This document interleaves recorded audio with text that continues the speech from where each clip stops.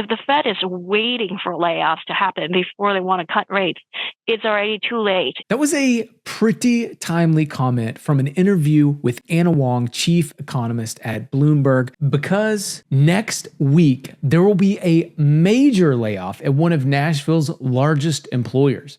And these are good paying jobs. Now, I'm going to share about this massive layoff, but I texted a friend the other day. He worked for a bank, and I said, "What's the latest rate on your HELOC?" Now, I was just trying to find coverage on an assumable loan for another buyer. His response, "Dude, the bank let me go this week." I was shocked. But then I saw this comment on my channel. "We were thinking about upgrading to a bigger house since the mortgage rate is coming down. But now I'm not sure if I'll still have a job next month, so I'm not going to consider this move for the foreseeable future until the job market gets better." In all previous recessions, layoffs typically only happen well into a recession, probably second or third quarter into a recession. This is starting to feel like a recession. People are not confident they will have a job or even have confidence that they won't be required to relocate, and they are pausing purchases because of it. If it really is this bad, then why are contracts heading up right now? Demand is actually up. So there's a conflict in the anecdotes that I'm seeing and the data that I'm pulling. In fact, the Atlanta Fed's real GDP estimate for 2024 of Q3 is 2.8%. However, all this data gets revised over time, and it takes years for it to come in, and it's likely going to be much worse than what they're showing. If you think that the revisions is big for 2023, it will be even bigger for 2024. And those revisions will only be apparent in February of 2026. On the one hand, we have layoffs that are happening and will happen pretty massively. And at the same time, we have an increase in demand. Now, it's easy to just say that rates are driving this, and I do think that that could be a driver. But I also believe that there might be something else. When we look at the Tennessee Warren Tracker, we've seen some major employers close down or have layoffs in the past month. Plastic molding manufacturers and car part manufacturers out of Knoxville shut down, hundreds of jobs lost. But the truth is most employers don't file WARN notices, and they don't have to. It's a misunderstanding about how WARN notices work. And that's why employees of Asurion are chattering online about layoffs, potentially in the thousands. Yes, it's likely to be well over 1,000 employees, though I don't know a specific number, nor will they reveal it, nor will they file a WARN notice.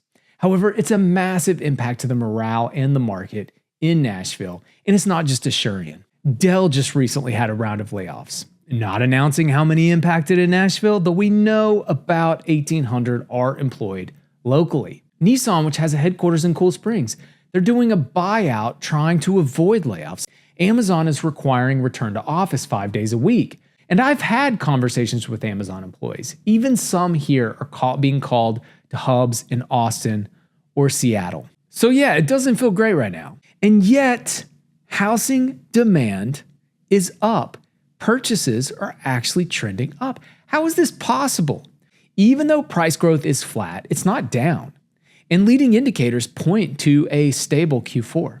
I believe the answer can be found if we look at what people are actually buying and what sellers are actually selling.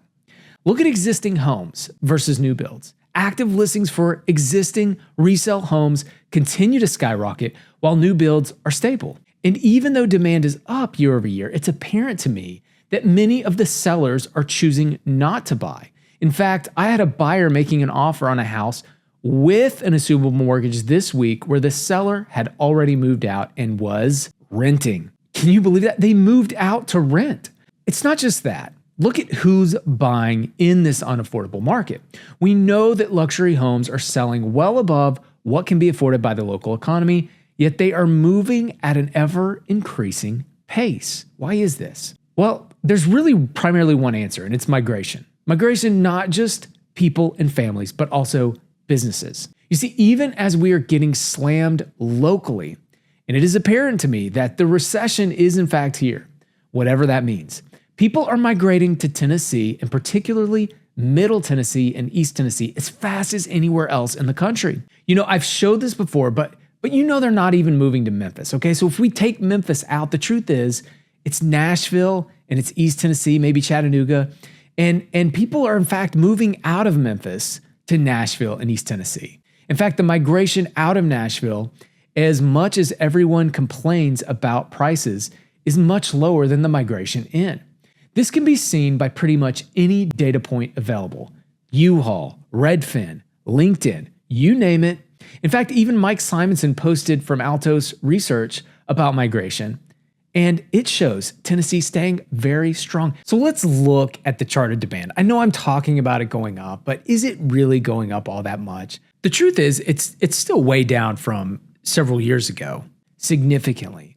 But what we are seeing is a trajectory change. Now, this trajectory change is likely as much about interest rates as it is about migration, but it's hard to delineate. And when you look at existing homes and knowing that people in the local economy can't afford to rebuy, and then you look at the purchases being luxury and new builds, it's hard not to extrapolate that the people buying are people migrating in, and the people selling are people that simply are cashing out of a market that they feel is too high. At least that's what it feels like to me in the data. But I'm open to suggestions. You tell me what you think. I would love to hear it in the comments. But as far as price goes, in the short run, it's very uncertain. But seasonally speaking, this is the time to buy. You've got the maximum number of options. You've got contracts which have stabilized, but the truth is it's much lower than it was in May. And this isn't me trying to get anybody to buy. I only help buyers who have already decided to buy. I'm not trying to convince anybody to buy in this market. You guys know that if you watch this channel for any amount of time. But for the most part, people that need to sell are able to sell their house quickly. And we continue to march for another year of real prices being down while nominal prices churn, which is shocking because that's not how the year started. In fact, the year started way, way up, very strong, and now it's erased all those gains, but it doesn't look like it's going down anymore or anymore in the foreseeable next couple months, which I know is crazy. I know some of you guys think, wow, this market has to tank. And it's the truth. I feel like this market has to tank, but it isn't tanking. The recession is here. The layoffs are happening. And yet people are moving more and more and more into Tennessee. As long as that happens, it's really hard for me to see a massive crash in prices. But look, I don't know. I don't know where prices are going to go. I don't know if they're going to go up. People ask me all the time, are they going to go up? I don't know. I can tell you in the next 60 to 90 days, prices will be more stable than they were in the past 60 to 90 days when I said that we were going to have a massive drop in prices, which we have had. A lot of the price cuts are being absorbed, but we're starting to see price cuts tick up again. As that changes, of course, I'll keep an eye on it. I'll keep you posted. And if I see something, I will let you know. But right now, what I see is recession and layoffs in a stable housing market. Will these layoffs change the housing market? I don't know. I mean, I would think they would. By the way, that podcast is on David Lynn's channel. I'll put a link in the comments below. Fantastic podcast. You really should listen to the entire interview with Anna Wong. It's phenomenal. With that, I hope you guys have a great rest of the day. I'll see you next weekend.